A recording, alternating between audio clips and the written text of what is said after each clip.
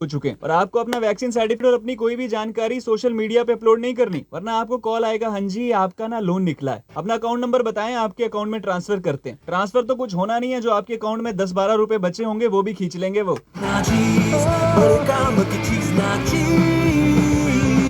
मैं हूं आपका होस्ट, जी हाँ, आरजे राहुल। आपको पता है आरजे आर्यन जो है ना, उसकी कर दी है छुट्टी, और ये जो बड़ी बोतल बोतल पे आरजे आर्यन वार्यन ये सब होने वाला है। यहाँ पर आरजे राहुल आएगा। और जब भी हम कहते हैं, देखिए जब भी सुनिए आप टॉप सुनिए और टॉप सुनोगे, तो फिर जाहिर सी बात है, मुझे लगता है आप आरजे आर्यन की बातें सुन सुन के थोड़ा बोर हो गए होंगे।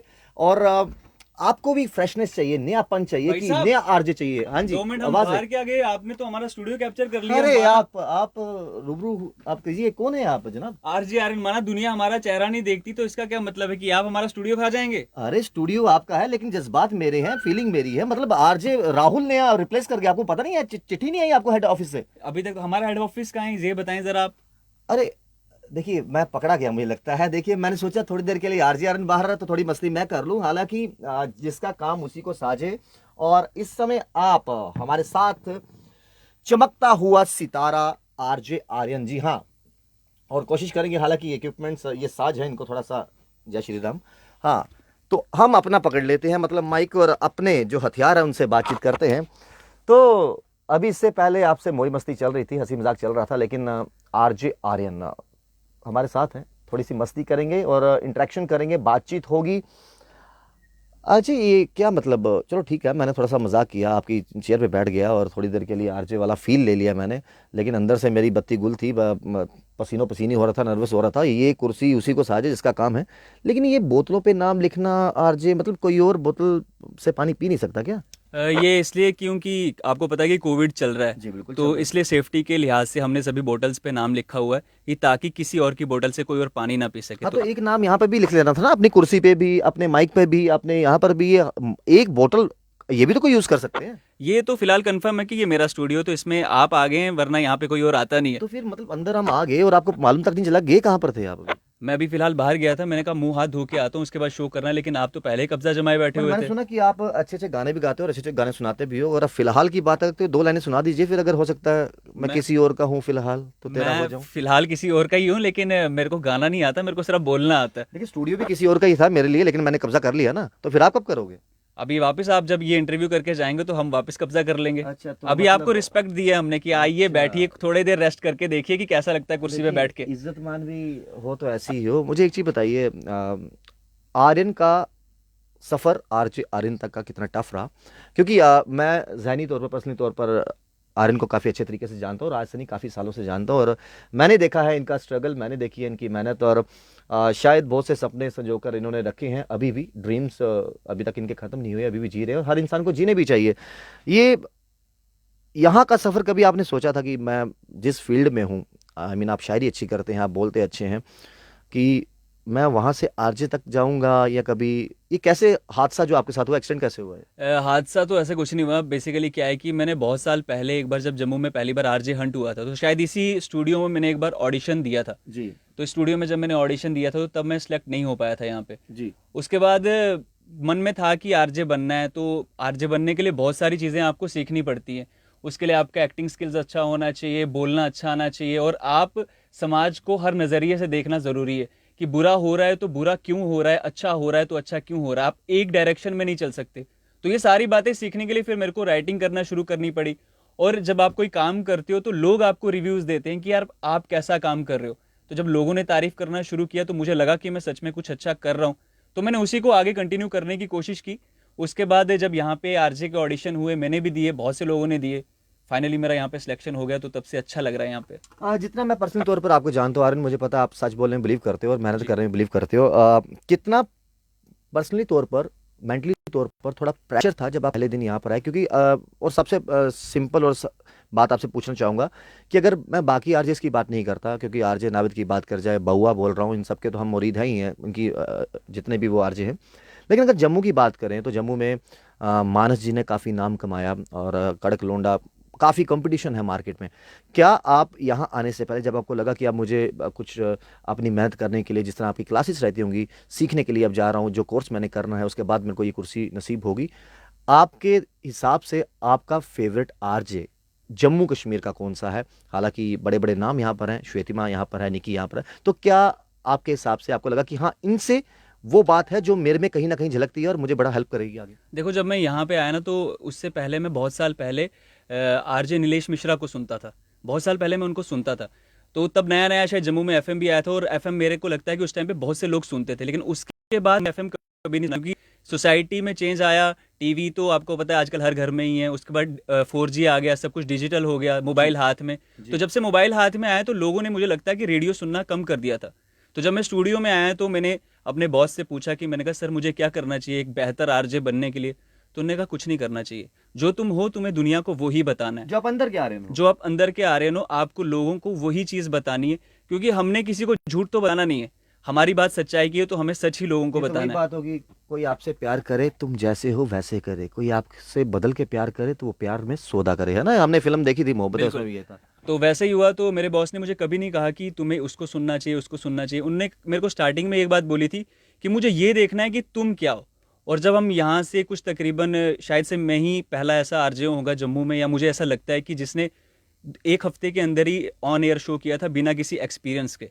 क्या बात है, इन्होंने तो रिकॉर्ड बना दिया। लेकिन आर्यन, आपसे एक चीज जानेंगे, जब पहली मीट थी आपकी टीम के साथ यहाँ पर, जब आपका पहला दिन था, या चलो यहाँ पर आने से पहले की बात कर रहा हूँ, जब आपका पहला, आप कह लो, इंटरव्यू था, इंटरेक्शन थी, कुछ भी थी, उस टाइम पर जब आप बोले, आई मीन जो आपका टैलेंट था, जो आपको देख कर यहाँ पर ये कुर्सी नसीब हुई है, तो क्या किसी को लगा कि यार ये तो छोटा पैकेट और बड़ा धमाका है, इसको देख के लग सकता है कि हाँ, आजकल के यूथ है, स्टाइलिश है, बालछाल रखे हैं, लुक्स भी हैं, लेकिन इसके अंदर इतना टैलेंट कूट के भरा हुआ है, और हाँ, ये आने वाले टाइम में एक अच्छा आरजे बनकर सामने आएगा? जब कंपनी आपको एज ए आरजे हायर करती है तो वो आपके बारे में पूरी रिसर्च करती है कि ये इंसान कैसा है। ये आपका आर्ट तो देखा ही जाता है, उससे पहले वो एक चीज़ नोट करती है कि आप इंसान कैसे हो। तो जी। वो सारी छानबीन मेरे बारे में हुई थी।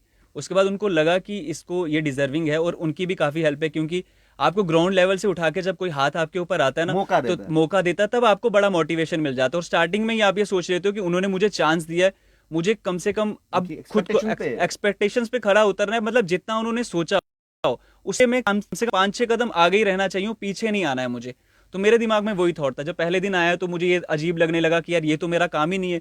मैं शायरियां लिखता था, याद करता था और लोगों को सुनाता था। यहाँ पे तो सब कुछ इतना बोलना है, रोज 4 घंटे आपको बोलना है। तो उतना कंटेंट आपको लिखना है, उतना कंटेंट कहाँ से क्रिएट करेंगे? कहाँ से लाऊंगा, कहाँ से सोचूंगा। स्टार्टिंग में शुरू के 1-2 दिन में हुआ, लेकिन मेरे को समझ आ गया कि ये खेल क्या है। अब अच्छा जा रहा है, लोग अच्छा रिस्पॉन्स करते हैं, लोग फोन करते हैं। कभी कभार तो ऐसा हुआ कि पाकिस्तान से भी कॉल आया कि हम आपको वहां सुनते हैं, और मैं एक क्या बार बात है। डर गया कि यार पाकिस्तान से कॉल आ गया। पर फैंस कहीं पे भी हो सकते हैं, फैंस कहीं पे भी हो लिसनर्स कहीं पे सकते हैं, भी हो लिसनर्स सकते कहीं पे। और बहुत सारे लोग, आज तक टचवुड कभी भी नेगेटिव रिस्पॉन्स नहीं रहा। सब लोगों ने बहुत प्यार दिया और अभी भी देते हैं। और मैं कोशिश करता हूँ कि वो जो प्यार दे रहे हैं, तो मेरा भी फर्ज बनता है कि मैं उनको वैसे एंटरटेन करूँ। हैं। सबसे बड़ी बात है कि देखिए, आप में और मेरे में ना एक फ़र्क है। आप आरजे हैं और हम वीजे हैं, बिल्कुल। ठीक है? और लेकिन एक और फ़र्क है, हम शादीशुदा हैं, आप कुंवारे हो। ये जो आरजे आर्यन की ज़िंदगी, जी। ये जो आर्यन से आरजे आर्यन पे पलटी खाई, उससे पहले जब शायरी करते थे तो कितनी लड़कियां खास तौर पर आपकी, आप पर फिदा थी, आपकी फ़ैन थी, और जब आप आरजे आर्यन बने तो कितने और फ़ैन फॉलोइंग उस लिस्ट में बढ़ गई। देखो, जब शायरी करता था तब कितनी फैन थी मुझे पता नहीं, क्योंकि किसी ने मुझे बताया नहीं। और अब इतनी सारी है, मुझे किसी का नाम भी याद नहीं है। क्या बात है, क्या बात है, इसे कहते हैं ग्रोथ। और चलो शुरुआत करते हैं आपके पुराने दिनों की, जब आपने शुरुआत की थी, और वो शायरी जो आप लिखा करते हो, जो पिरोते हो शब्दों से, जो आप खेलते हो, वो जरूर हमारे व्यूअर्स सुनना चाहेंगे। एक थॉट लिखा था मैंने कि जख्म लेकर हमने अपने दिल पर निशान नहीं देखा, वो परिंदा मर गया जिसने आसमान नहीं देखा। मेरे चाहने वालों ने मुझ में शमशान नहीं देखा, देखने वालों ने सब देखा, घर का सुल्तान नहीं देखा। कहने को जमाना बसता है एक नज़र में इनकी, मगर इन्होंने अभी जिंदगी में इम्तिहान नहीं देखा। मेरे खून के कतरे जुमले कसते हैं मुझ पर, अफसोस इन्होंने गुर्बत में अपना मकान नहीं देखा।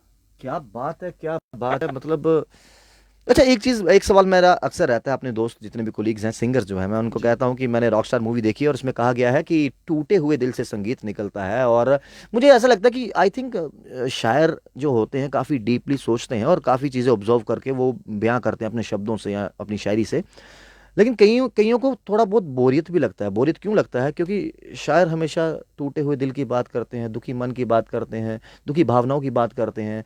मतलब ऐसा क्यों? मतलब क्या चक्कर है? या तो शायरों के साथ कहीं, जैसे आपने कहा कि पहले फैन फॉलोइंग का पता नहीं कौन थी कौन नहीं, अब इतनी है कि मुझे नहीं याद उनके नाम। तो ये दर्द जब तक बाहर नहीं आए तो उसको शायरी में वो मज़ा, वो फील नहीं आता। देखो बहुत से लोग होते हैं जो मोहब्बत में दिल टूटने के बाद ही लिखते हैं। तो स्टार्टिंग में मुझे लगता है कि एक इमोशन को समझने के लिए ना आपको हर इमोशन का पता होना चाहिए कि आपका दिल मोहब्बत। कितनी बार टूटा है मतलब? मुझे याद नहीं है वैसे। मतलब मोहब्बत बहुत बार हुई है? बहुत बार हुई है मोहब्बत, तो मतलब जितनी बार हो, अभी आपसे भी आप हो रही है। डिप्लोमेटिक मत कीजिए ना कि मेरे को मेरे काम से मोहब्बत है, मेरे को मेरी शायरी से मोहब्बत है, मेरे को आपसे है, दोस्तों से नहीं। वो वाली मोहब्बत जिससे जज्बात निकलते हैं। नहीं, मेरे जज्बात, अब मैं जब थिएटर ज्वाइन किया था मैंने, तो शायद 2008 की बात है। तो तब मैं छोटा था। तो तब मेरे को नहीं लगता कि मेरा मोहब्बत में दिल टूटा होगा। तो वहां ओके। से मैंने चीज़ें सीखी हैं धीरे धीरे, मतलब वहां कुछ देर रहना सीखा। कहते हैं ना कि एक एक पॉजिटिव फ्रेम ऑफ माइंड के साथ साथ इंसान का चालाक होना बहुत जरूरी है। इनको पता है ये लाइव इंटरव्यू चल रहा है और कहीं ना कहीं किसी एक के बारे में जिक्र कर दिया तो बाकी जो इतने फैन फॉलोइंग है वो भी कहीं ना कहीं जवाबदेही मुश्किल हो जाएगी। नहीं, ऐसा नहीं है ना, मतलब जब तक ऐसा, आजकल लड़कियां बहुत सेंसिटिव हो गई और समझदार हो गई, उनको पता है कि लड़का काम काज नहीं करता, पहले काम काज करने दो, उसके बाद मोहब्बत का थॉट लेके आएंगे। मतलब वन वे ट्रैफिक में कुछ नहीं होता। चलो आप एक मोहब्बत की शायरी आप कीजिए, एक मैं करता हूँ।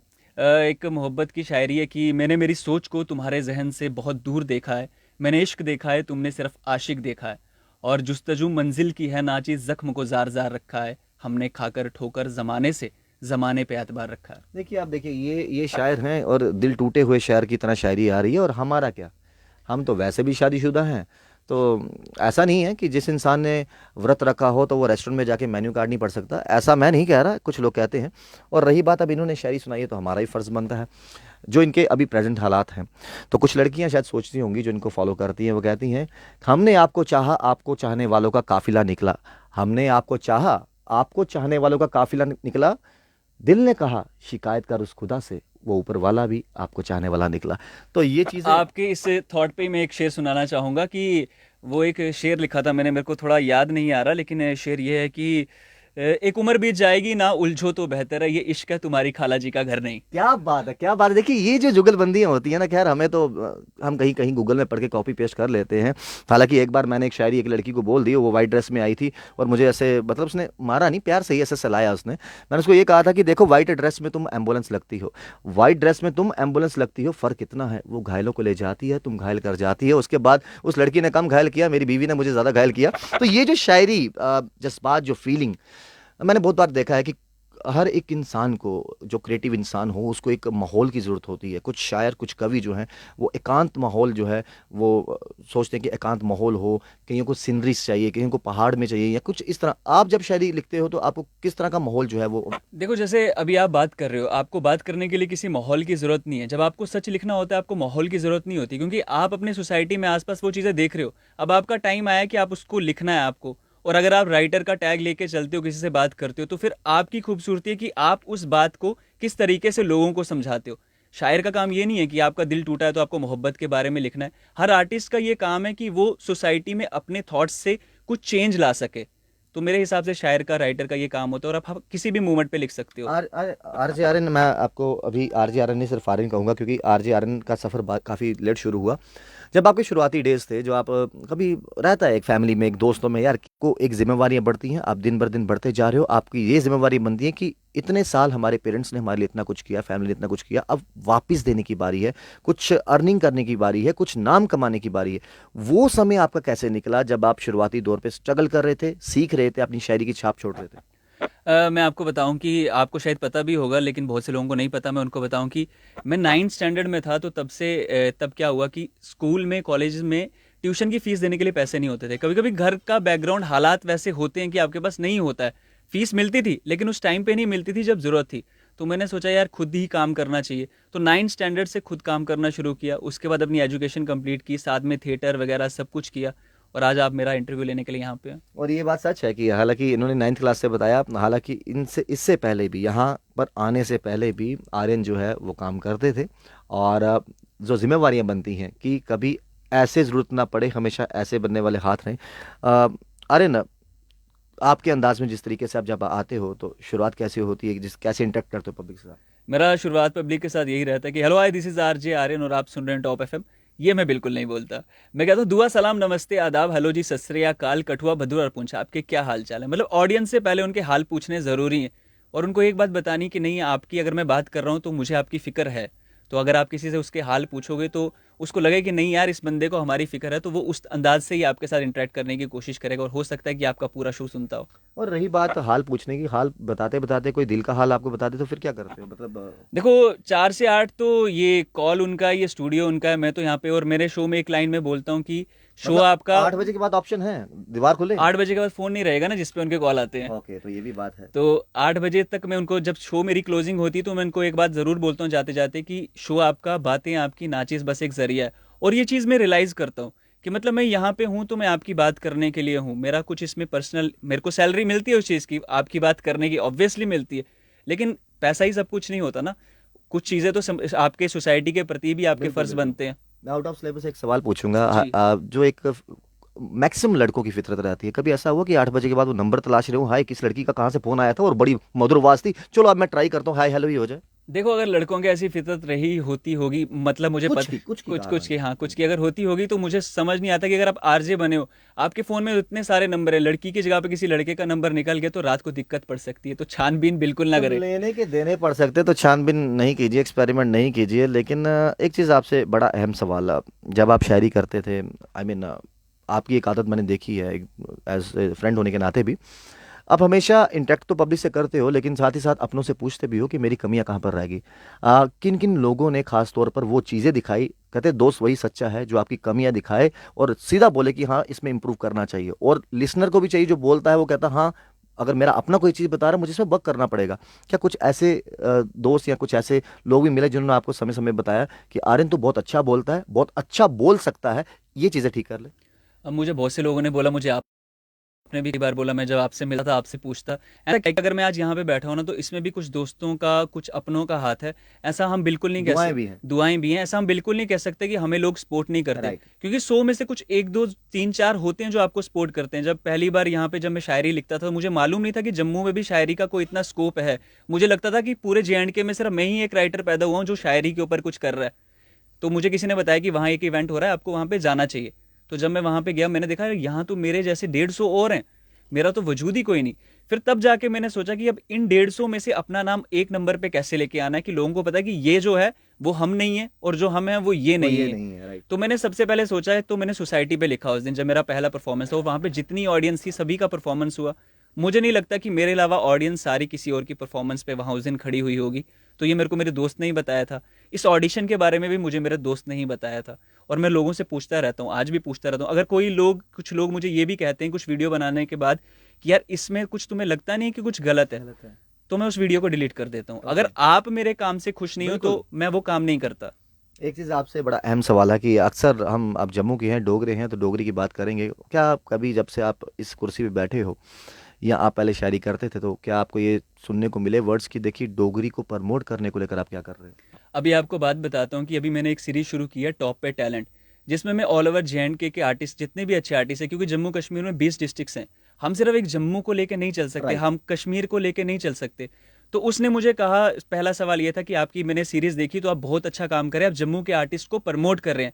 मैंने उसको एक वन वर्ड रिप्लाई दिया कि इट्स JNK ब्रो, बिल्कुल। कि ये जम्मू की बात नहीं हो रही। और मैंने कहा जो अगर ऐसे किसी एक पर्टिकुलर सिटी को, एक पर्टिकुलर रीजन की बात करके अगर बोल रहे हैं कि हम आर्ट को प्रमोट कर रहे हैं, तो मुझे लगता है वो पॉलिटिक्स ज़्यादा हो रही है, प्रमोशन कम हो रहा है। हमें पूरे जम्मू कश्मीर को लेकर चलना है, पूरी इंडिया को लेकर चलना है। हम अपने आप को, मतलब ऐसा है ना कि आप किसी सोसाइटी में रहते हो तो वहाँ सिर्फ आपके मोहल्ले में आपका घर नहीं है, आपके पूरे मोहल्ले वालों का घर है। तो सभी को लेकर चलना पड़ता है जब आपको किसी मोहल्ले की बात करनी है, तो मेरे को ऐसा लगता है। आपसे अंतिम और आखिरी सवाल, और बहुत आई थिंक शायद इस सवाल में आप फंस भी सकते हैं क्योंकि वो मीडिया कर्मी ही क्या जो अपने सवालों से ना फंसाए, और अगर ये भी हो सकता है कि ये लाइव चल रहा है, कोई आपका जवाब ऐसे है जो आपके लिए आने वाले समय में शायद ठीक भी नहीं हो सकता, चाहे वो प्रोफेशनल वे में या पर्सनल वे में। आपने जीरो से शुरुआत की, हर व्यक्ति करता है, उसके बाद आप यहाँ पहुँचे हो लेकिन मंजिल अभी भी आपकी कहीं और है, आप और आगे जाना चाहते हो, जो कि अच्छी बात है, सबने जीने चाहिए। क्या थ्रू आउट लाइफ में या आज भी आपको कभी लगा कि राहुल खत्री के साथ बैठकर मौका मिलेगा इंटरव्यू करने का? हाँ, मुझे अभी भी नहीं इस बात पे यकीन हो रहा था कि राहुल खत्री के साथ कभी इंटरव्यू करने का मौका मिलेगा, क्योंकि राहुल खत्री को मैं बहुत बार बोलता था कि मेरा इंटरव्यू करो जब मैं कुछ नहीं था। और आज जब मैं हूं तो राहुल खत्री जी यहाँ पे इंटरव्यू करने के लिए आए हैं। लेकिन राहुल खत्री का सपोर्ट रहा तो मुझे लगता है कि अच्छा था। अगर राहुल खत्री उस टाइम पे मेरा इंटरव्यू करता आज से 4 साल पहले, तो आज मैं इस कुर्सी पे नहीं बैठा होता। मैंने अचीव किया। आज मैंने आपको बोला नहीं है कि राहुल सर आप आए मेरा इंटरव्यू करें, क्योंकि आज मेरी कॉल आई है। आज आपकी कॉल आई है। तो मुझे लगता है कि मीडिया को भी सपोर्ट करना है। जब बंदा स्ट्रगल कर रहा हो तो किसी को भी ऐसे नहीं कि आओ आपको फेम हासिल कराएं, आपको सक्सेस का बिल्कुल रास्ता हम बिल्कुल बताएं। उसको थोड़ी मेहनत करने देनी चाहिए। बिल्कुल। जब वो मेहनत करेगा तब जाके वो मजेगा। और शायद जैसे मैं आज आपसे बात कर रहा हूँ कॉन्फिडेंस के साथ, तो अगर 4 साल पहले कर रहा होता तो मेरे पास इतने जवाब ही नहीं होते, इतने शब्द ही नहीं रिकॉर्डेड होते। होता। बिल्कुल हाँ, बिल्कुल सही कहा उन्होंने। काफी मजा आया इनके साथ बात करने में और बड़ी अच्छी बात कही उन्होंने। ये सवाल पूछने का मकसद एक ही था और बहुत वही जवाब दिया जो जनता सुनना चाहती है और जो रियलिटी है। ये बात सच है कि बहुत से लोग ऐसे कहते भी हैं, चाहे वो किसी भी फील्ड में हो, कि मीडिया उनके इंटरव्यू नहीं करती इनिशियल स्टेज पे, शुरुआती दौर पर। बहुत बार हमने देखा है कि अगर शुरुआती दौर पर ही मीडिया कवर कर लेगी, इंटरव्यूज लेना शुरू हो जाएगी, तो नीचे कमेंट से जब आप पढ़ते हो ना, प्रतिक्रियाएं जब लोगों की आती है, तो वो बोलते हैं अभी तो 2 महीने नहीं हुए, 3 महीने नहीं हुए, 6 महीने नहीं हुए, अभी से सीखने दो। आपने पहले ही वो सुनहरे ख्वाब दिखा दिए कि ये आगे जाके औंधे मुंह ना गिर जाए एक समय। और कुछ लोग ये भी कहते हैं कि देखिए जी, आप नए नए को अगर करते रहोगे, उनको कहीं प्रमोट करते रहोगे, तो कम से उनको वो सफलता का जो रस है वो जो मिलेगा, तो वो कैसे ही मिलेगा उनको, मेहनत का रस कैसे, उनको पता कि हाँ चलो ठीक है अभी आज मैंने एक सॉन्ग निकाल दिया, मेरा इंटरव्यू के लिए लाइन लग जाए, ऐसा नहीं होता। बहुत से लोग मेहनत करके बहुत दूर तक पहुंचे हैं। आने वाले दिनों में डोगरा इंडस्ट्री की बात करें या फिर जम्मू कश्मीर की बात करें, खास तौर पर जम्मू की बात करें, तो ये तो आपका कर्तव्य है ऑफिशियली, आपकी शायरी को लेकर आप क्या कुछ लेने आ रहे हो जम्मू कश्मीर के लिए? मैं कोशिश करूंगा कि जब भी जम्मू कश्मीर में कोई नया सोशल इशू क्रिएट हो, तो मैं उस पर जब भी लिखूं तो लोगों को मेरी बात सुनने के साथ मज़ा आने के साथ साथ समझ भी आए। और वैसे तो है कि ये सामाजिक दौर है, इसमें मसले बनते ही रहते हैं, बिगड़ते रहते हैं। अभी कुछ देर पहले आपने वो देखा होगा कि ये रेप की खबर आती 6 साल रहे के 6 साल बच्चे की की। बच्ची के साथ। तो उसके ऊपर मेरे को बहुत से लोगों ने कहा कि लिखो लिखो लिखो लिखो। यार कुछ मसले ऐसे होते हैं जहाँ पे लिखने का दिल नहीं करता, सेंसिटिव इश्यूज। सेंसिटिव इश्यूज होते हैं और दुख पहुंचता है उस ख्याल को भी ऑब्जर्व करने का। और मैं चाहता हूं कि मैं, आपने कहा कि आप आगे जम्मू कश्मीर के लिए क्या लेके आना चाहते हो, मैं सोशल इश्यूज पे लिखता हूं। मैं चाहता हूं कि जम्मू कश्मीर में कोई ऐसा सोशल इशू हो ही ना कि मुझे लिखना पड़े और लिख के आपको अपनी बात समझानी पड़े। एंटरटेनमेंट ही हो तो ज़्यादा बेटर है। आरजे आरन आगे भी सिर्फ लड़कियों के लिए ही आरजे बनकर करेगा या फिर लड़कों के लिए भी, मतलब? अगर मैं लड़कियों के लिए आरजे आर्यन होता तो सर आपकी जगह पे लड़की बैठी होती। ओहो क्या बात है, हाजिर जवाबी। खैर काफी गुफ्तगू होगी और ज्यादा समय आपका नहीं लेंगे। और अच्छा लगा, अच्छा लगा इनकी इनसे बातें करके, अच्छा लगा ये जान करके इतनी पॉजिटिव सोच है कि अगर आपने शुरुआती दौर में मीडिया ने मुझे इतना कवर किया होता कि मैं चने के झाड़ पर चढ़ जाता, तो शायद कुछ चीज़ों को लेकर मैं दो दो कदम आगे जाता तो 4 नीचे आ जाता। तो एक सही समय जो है वो बहुत ज़रूरी होता है। जब भी कोई फल पकता है तो अपने आप टूटता है, और जब फल कभी पेड़ पे लगा हो उसको पत्थर मारकर गिराने की कोशिश की जाती है। तो फल के पकने का इंतजार करना चाहिए। हर चीज़ जो है समय के हिसाब से और समय समय पर ही मिलनी चाहिए। काफ़ी अच्छा लगा आपसे बात करके। और हाँ, ये मेरा जो ख्वाब हाँ, अब था आप अधूरा रह गया, यहाँ अभी से मुझे लगता है अभी निकलना तशरीफ चाहिए, क्योंकि शो का क्योंकि टाइम हो शो गया। का टाइम हो गया। तो फिर आपसे दोबारा से मुलाकात होगी, थैंक यू सो मिलते मच। रहेंगे। आप भी देखते रहिए बाहो एक्सेस और मुझे दीजिए इजाज़त। शाम जी के साथ Rahul thank you so Khatri, much. बाहो एक्सेस के लिए।